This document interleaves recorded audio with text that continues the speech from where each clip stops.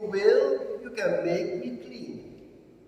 These words of a leper addressed to Jesus we hear on the 6th Sunday in ordinary time.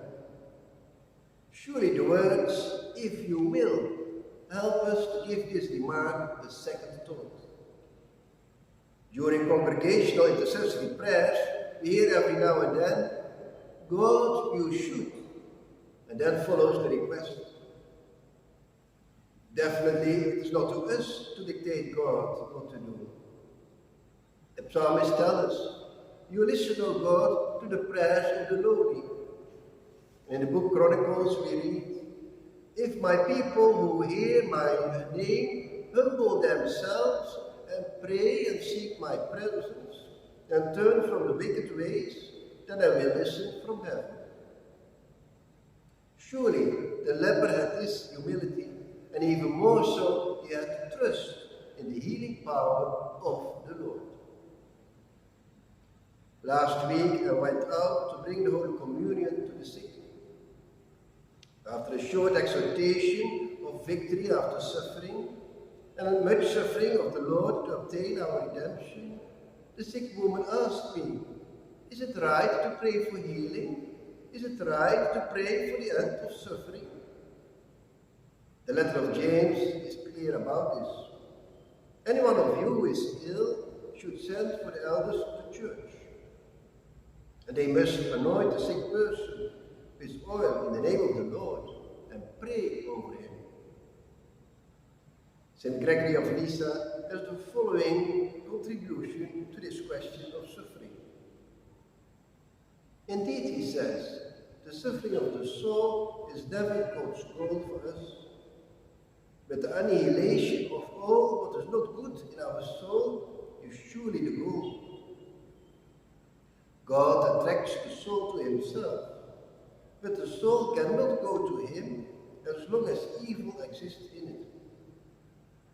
We might not have evil in our soul, but moderate sins or vicious habits, and as such, not all human souls will have to suffer the same amount. Because indeed, to free the soul from all what is not good is suffering. In this sense, suffering can contribute to the healing of your soul. But be comforted, not all souls need to be purified. The souls of the saints do not go through the purgation process. Moreover, not all human souls will have to suffer the same amount. Suffering corresponds to the amount of evil, in brackets, sin, in each individual soul. But let's come down from what we have just said above, about the time when the soul is separated from our body, to today's reality of our country, with its numerous kidnappings and attacks, causing indescribable sufferings. As much as St. Gregory might have surprised you with his teaching, even more so might St. Josephine Bakhita surprise you with her saying, if I met the slave traders who kidnapped and tortured me, I would kneel down and kiss their hands, because if it had never happened, I would not be a Christian and a consecrated woman. Pope Benedict XVI on these words. Here, after the terrifying masters who despised and maltreated her, Bakhita heard that there is a master above all masters, the Lord of all lords, and that this Lord is not only good, but loves Bakhita. A Lord who had himself accepted the destiny of being flogged.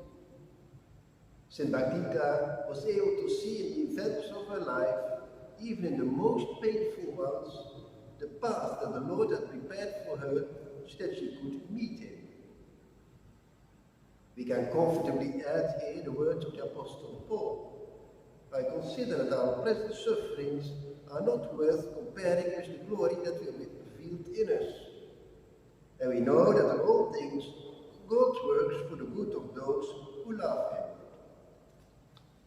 Josephine Bakhita was loved by the Lord.